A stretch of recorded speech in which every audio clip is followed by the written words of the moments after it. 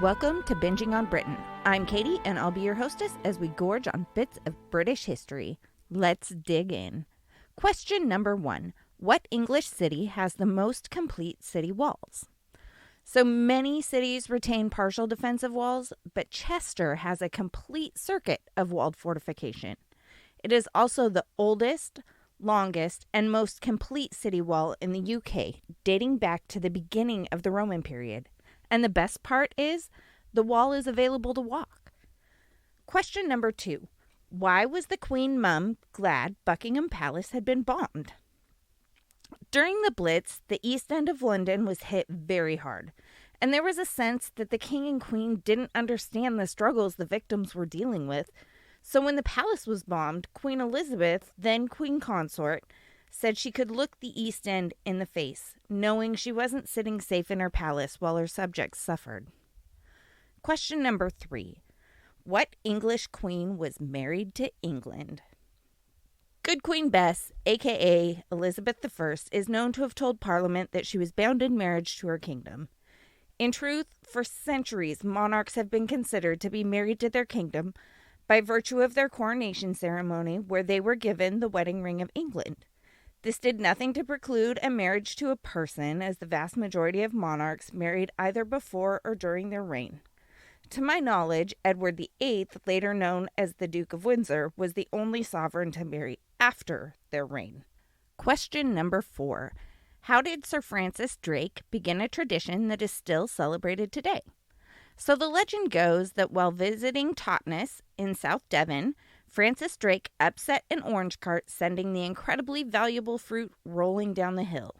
Nearby children went chasing after them due to their rarity. Today, this event is celebrated by a 450-meter dash, during which a runner must kick or roll an orange through the entire event, beginning and ending with an orange. Question number 5. What anachronistic fact was included in Indiana Jones regarding English archaeology? In The Raiders of the Lost Ark, Jones gives a lecture discussing the excavation of a barrow in Turkdene. The factually existing barrows were excavated in 1980 and 1981, meaning that the fictional lecture, which was set in the 1930s, couldn't have happened for another 50 years or so. That being said, Indiana Jones definitely has inspired a few generations of archaeologists, and I can't wait to see the new one. Question number 6. What job did gossips have in the Tudor period? A gossip in the early modern court was not what we think of today. Gossips were women who were employed specifically to entertain and cheer up women during their confinement in the month or so before birth and during her labor and recovery. She was meant to distract the mother from the monotony of confinement and the pain of labor. Question number 7. How did a Victorian sewer worker save the Bank of England?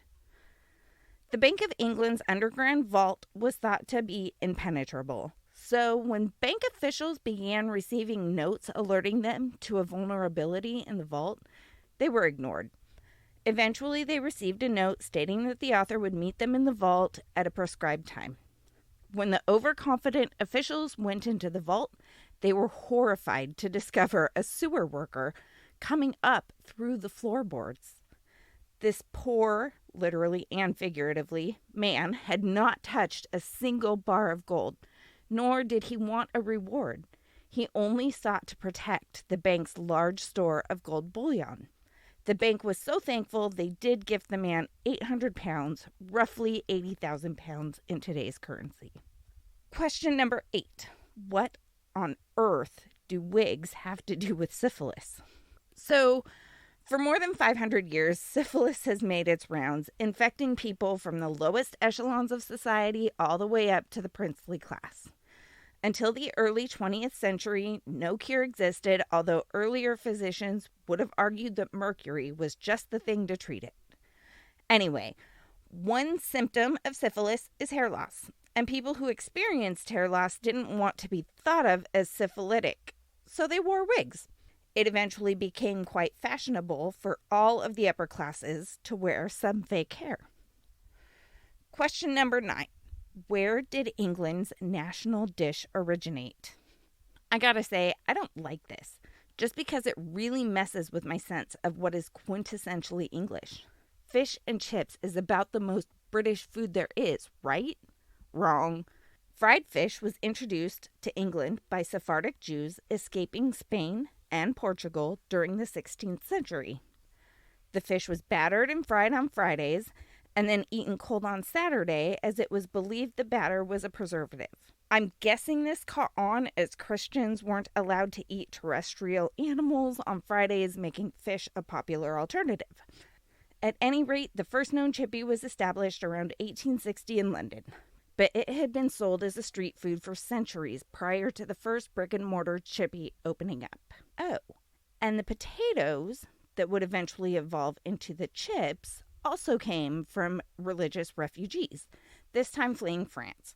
So basically, a Sephardic Jewish food combined with a French food became the most English food known to man. Question number 10. Did Queen Elizabeth go grocery shopping? Okay, I think this is a pretty funny story. Queen Elizabeth once said that she had only ever been to supermarkets to open them. One day she decided to go grocery shopping at a nearby shop and did her best to stay incognito as she pushed her trolley up and down the aisles. After a short time, she was approached by a woman who told her that she looked a lot like the Queen, to which the monarch replied, "How very reassuring." She definitely had a sense of humor. Thank you for joining me for this week's episode of Binging on Britain.